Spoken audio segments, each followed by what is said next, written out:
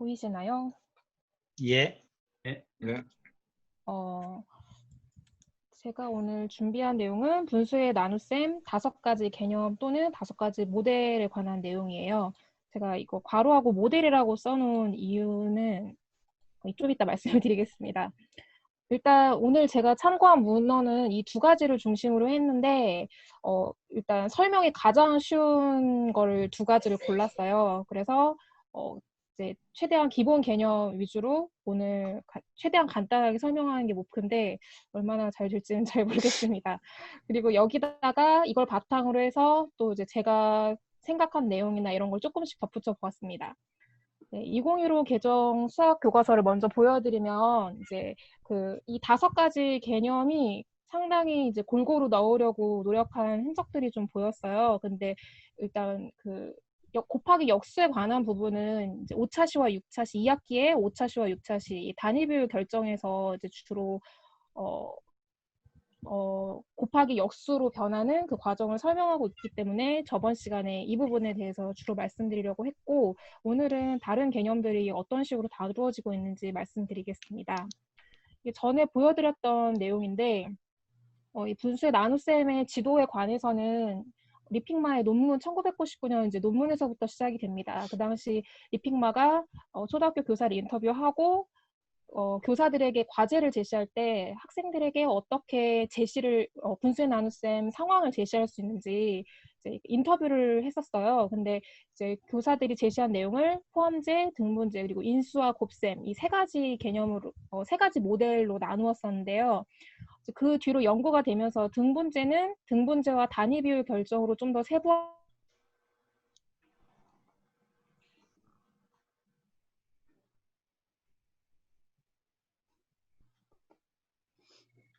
왜 끊겼지? 곱셈의 역연상과 카테시안 곱의 역으로 좀 더 세부 분수의 나눗셈 지도 개념으로 자리를 잡아가고 있는 걸 볼 수가 있습니다. 근데 어떻게 세분화가 됐는지 PPT 보면서 말씀을 드리겠습니다. 일단 포함제와 등분제 개념은 자연수의 나눗셈에서도 많이 사용하기 때문에 쉽게 아실 수 있을 텐데요. 이 메주어먼트라는 게 어떤 측정의 하나의 단위가 몇 개 있는지 세는 활동이잖아요. 그래서 포함제는 이제 그 주어진 양이 새로 하나의 단위가 몇 번 들어있는지 이제 측정하는 그런 모델이라고 볼 수 있을 텐데요. 뭐 자연수의 나눗셈 같은 경우는 사과 6개를 2개씩 나눠줄 때 1번, 2번, 3번, 3번 포함되어 있다는 그런 내용으로 많이 가르치고 있습니다. 그런데 이제 이게 분수로 오게 되면 예를 들어서 이제 이 제수의 양이 피제수 안에 몇 번 들어가는가 하는 상황으로 제시가 될 텐데요. 한국 교과서에서 곱하기 역수를 가르칠 때 가장 많이 사용하는 방법이라고 할 수 있습니다. 특히 제수가 분수인 경우, 나누기 분수인 상황에서 한국 교과서에서 주로 사용해온 방법입니다. 그런데 이게 포함제가 이제 자연수 나눗셈에서도 그러하듯이 동수누감의 어떤 그런 조작 방식을 사용하기가 쉬워요. 근데 사실 이제 이 개념이 이것뿐만 아니라 나중에는 이제 1과 4분의 3은 2분의 1의 몇 배인가라는 개념으로 또 이제 지도를 확장을 해서 할 수가 있고, 사실 곱셈과 나눗셈 개념에서는 이쪽 개념이 좀 더 강조되어야 한다는 그런 논문도 있었습니다. 그래서 4차 교과서를 살펴보면 이제 2015 교과서에도 나와 있는 방법인데요. 이렇게 나누기 분수인 경우, 제수가 분수인 경우에 예를 들어 3리터의 물을 4분의 3리터 들이의 병에 나누어 담으면 몇 병에 담을 수 있는지 알아보아라 라는 이러한 문제 상황이 주어졌을 때 이것이 포함제라고 할 수 있을 텐데요.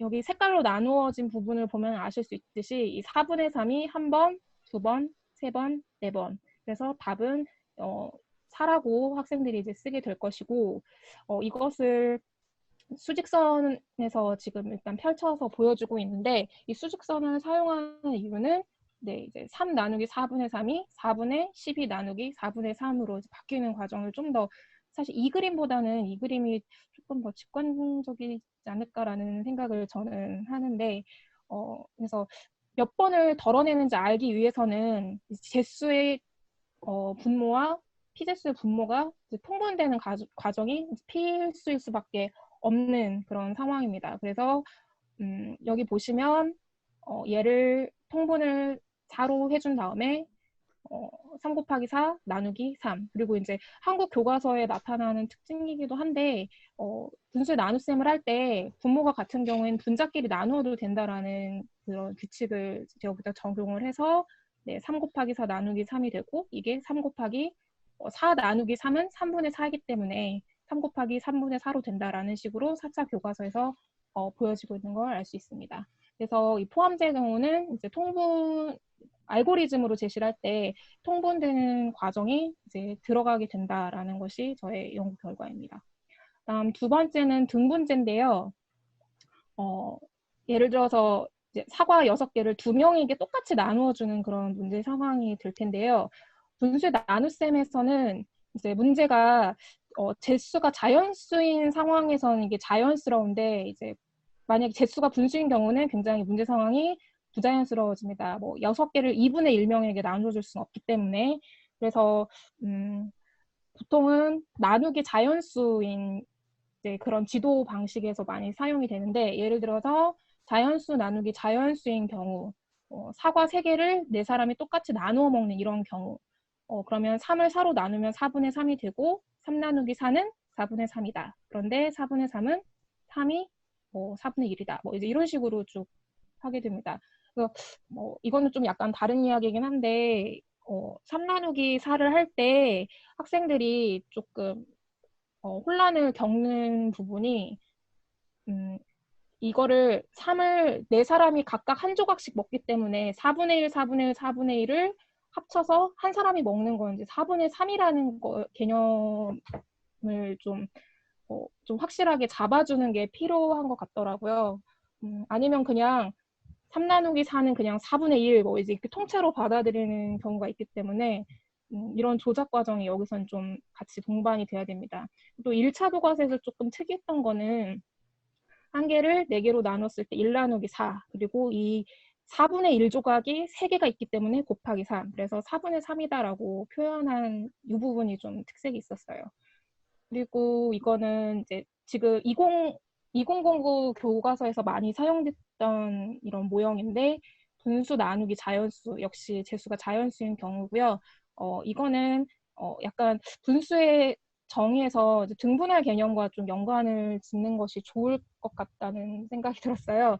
그래서 나누기 4라는 거는 이제 주어진 양을 이제 똑같이 4등분한 경우고 이제 그 중에 하나가 4분의 1이 되는 거니까 이게 나중에 곱셈에서는 2분의 1이라는 거는 곱하기 2분의 1이 된다는 이제 이 분수의 곱셈의 개념과도 약간 연관이 쉽게 지을 수 있는 그런 내용인 것 같습니다. 그다음 이제 세 번째 단위 비율 결정인데요. 방금 말씀드렸듯이 등분제 같은 경우는 이제 재수가 분수인 경우 문제 상황이 어색할 수 있기 때문에 이제 추가적으로 제시될 수 되는 경우라고 할 수 있는데 얘는 그 분수의 목 대신에 어떤 비율을 구하는 거예요. 그래서 분수로 주어진 값을 1단위에 해당하는 값으로 변환해서 구하는 건데 예를 들자면 뭐 어떤 주어진 것에 1m당 뭐 무게는 얼마냐, 뭐 1kg당 가격이 얼마냐. 그래서 예를 들어서 A 대 B라고 주어졌을 때 이제 뒤에 이제 어떤 값이 1일 때 나머지 하나의 값을 구하는, 그래서 분수로 보자면 분수의 정의에서 봤을 때는 B로서의 분수가 단위 비율 결정에 좀 연결을 지을 수 있을 것 같았어요. 그래서 예를 들자면 철근 7분의 3m 무게가 5분의 2kg일 때 철근 1m의 무게는 얼마인가? 그러면 이제 비례식으로 쓰면 이런 식으로 쓸 수가 있을 텐데 이것을 이제 조작을 통해서 아니면 이제 나눗셈 식으로 이게 B분의 A라는 게 A 나누기 B하고 사실 A 나누기 B로도 이제 표현을 할 수 있는 거잖아요. 그래서 5분의 2 나누기 7분의 3이 되는 그런 문제 나눗셈의 어떤 분수의 나눗셈식이 될 수 있는 그런 상황입니다. 이제 그런데 이게 등분제랑 약간 구분이 모호할 수 있는 부분이 예를 들어서 방금 전에 이제 사과 2개를 3명이 똑같이 나누어 먹는다라고 했을 때 이제 똑같이 나누어 먹는다는데 포인트를 두면 얘는 이제 등분제가 되는 건데 이거를 한 명이 먹을 수 있는 양이 얼마냐라고 이제 거기다가 포인트를 두면 이제 문제가 이제 단위 비율 결정이 될 수 있는 거예요. 그래서 이 부분의 구분이 약간 모호하다는 생각이 들었는데 좀 어느 부분에 더 강조점을 두느냐, 그다음 분수 상황에 있어서 재수를 이제 이게 문장제로 제시했을 때 재수가 등분제 같은 경우는 재수를 분수로 제시할 수 없기 때문에 이렇게 따로 구분한 것이라고 생각이 됩니다. 그래서 저번 시간에 말씀드렸던 2015 개정에서 나누기 분수, 자연수 나누기 분수에서 단위 비율 결정이 사용되고 있는 걸 보였고, 그다음 이제 5차 시와 6차 시에서 이거 잘못됐다. 자연수 나누기 분수, 분수 나누기 분수에서 이 단위 비율 결정을 이용한 이중 수직선 변형 모델이 사용되고 있습니다.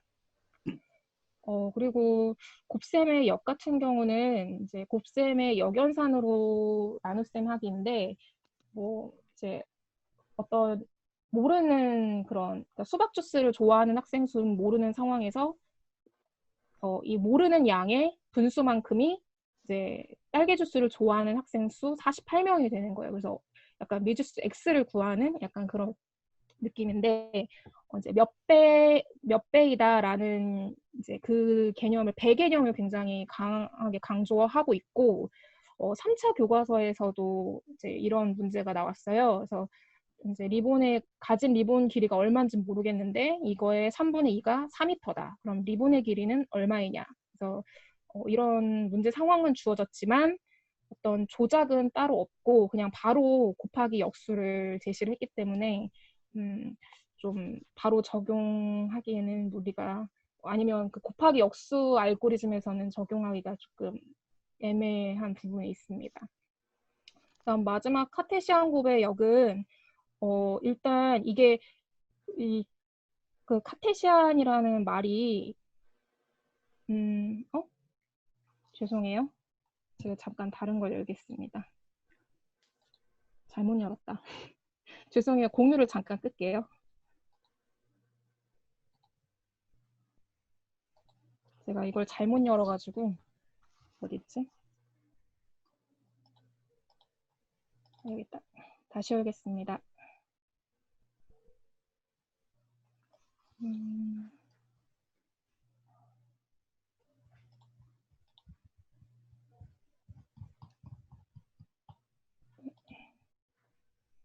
화면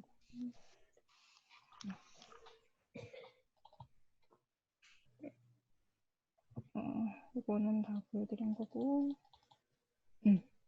네, 카테시안 곱의 역 상황은 이제 여기서 말하는 카테시안의 곱이 어떤 양과 양 또는 차원과 차원의 그런 곱을 말한다고 해요. 그래서 이것을 역 상황이라고 하는데 카테시안 곱을 이제 제가 급하게 구글링을 해봤습니다. 그랬더니 이게 이제 카테시안이 데카르트의 마티너 표기법이라고 하더라고요. 그래서 데카르트의 곱이 이제 두 가지 집합이 공집합이 아닐 때 데카르트의 곱을 이렇게 정의를 하는데 뭐 이제 좀 쉽게 풀자면 첫 번째 원소와 두 번째 원소의 순서상을 이런 식으로 표현한다고 할 수 있다고 해요. 그래서 이제 출처는 여기고요. 그리고 이제 예시를 들면 이제 이렇게 표현을 할 수가 있는데 이제 제가 주목했던 거는 이 부분이에요. 실수 전체 집합을 R이라고 했을 때 데카르트 곱은 이렇게 두 번 곱하면 2차원, 그다음에 실수 이렇게 하면 3차원 평면이 된다. 이제 여기에 조금 제가 주목을 했어요. 왜냐하면 이제 그 카테시안 좌표계가 이게 데카르트의 이런 직교 좌표인 거잖아요. 그래서 순서상으로 이렇게 표현을 하는 건데, 그래서 여기서는 어떻게 쓰이냐면 이제 면적에 관련된 이런 거, 그러니까 그 얘는 길이고, 그러니까 길이와 길이를 곱하면 이제 면적이 나오는 건데 면적을 알고 하나의 길이를 알 때 다른 하나의 길이는 모른단 말이에요. 그래서 이제 이것을 카테시안 곱의 역상황이라고 이제 표현을 하고 있어요. 그래서 이걸 동수무가나 어떤 배의 개념과 조금 구분을 하고 있는데 예를 들면 넓이가 30제곱센티미터인 직사각형 넓이가 주어졌을 때 가로의 길이가 5cm예요. 그런데 이제 세로의 길이는 저희가 모르는 거죠.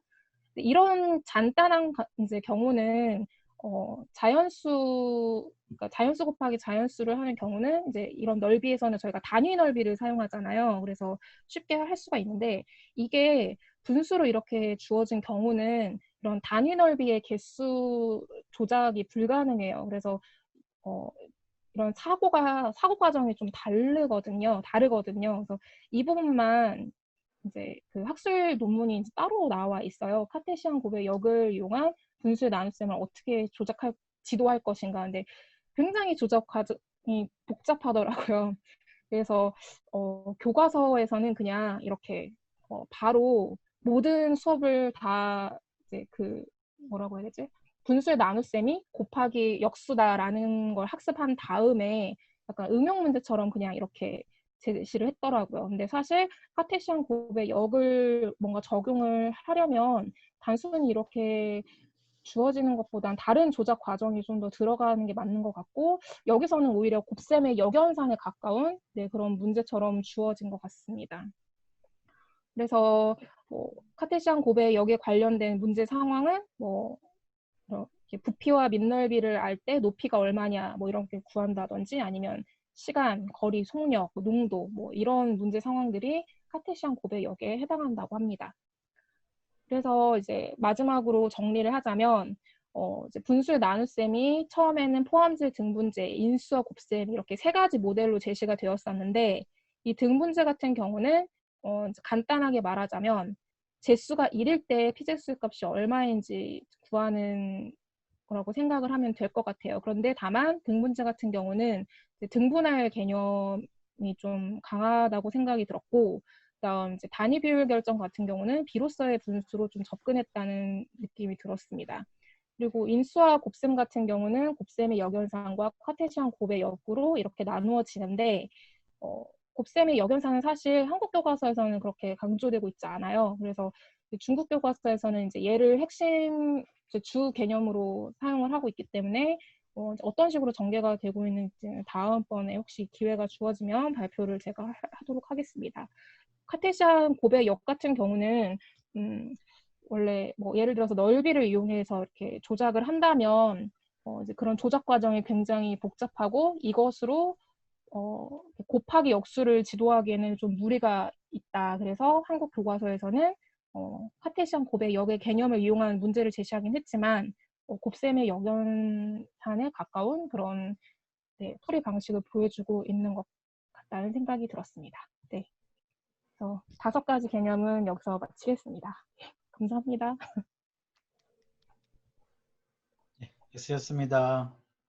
네. 혹시 질문 있으세요? 질문? 그 5가지 이외의 건 없을 것 같아요.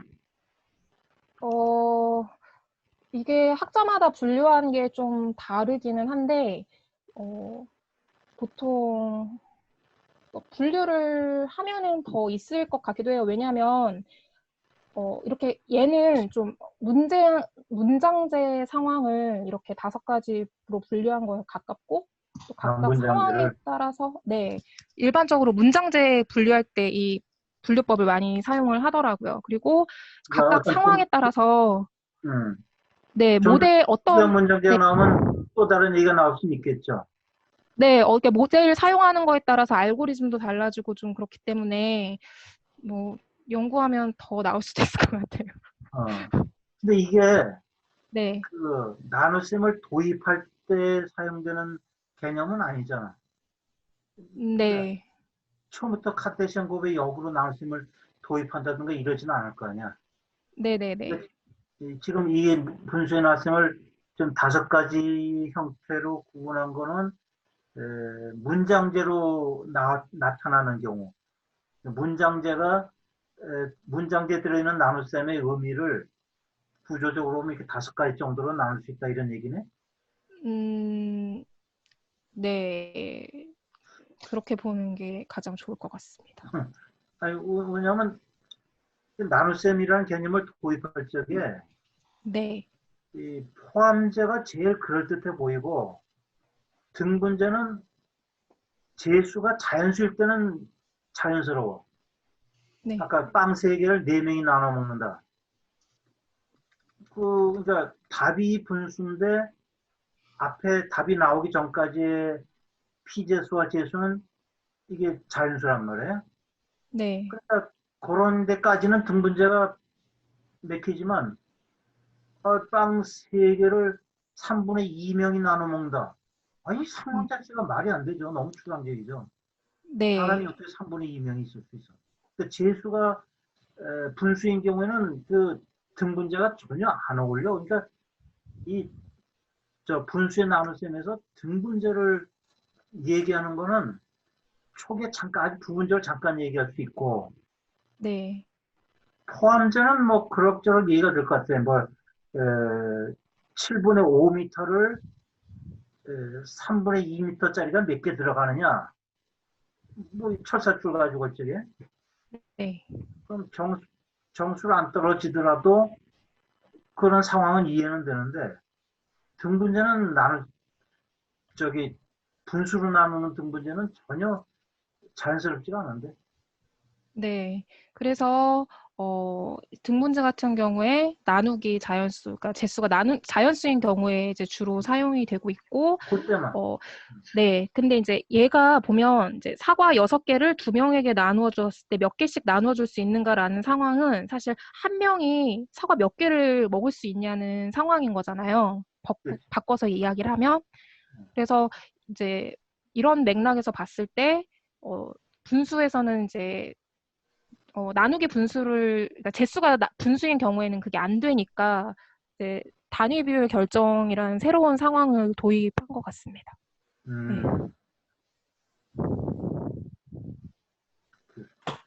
하여튼 나눗셈을 도입하는 장면에서는 이게 등분제 포함제를 구태히 구분해야 되나 생각이 들기도 하고 음, 막 나눈다는 상황 초등학교 학생들에게 나눈다는 상황 때문에 등분제 포함제로 두 갈래로 들어갈 수는 있겠지.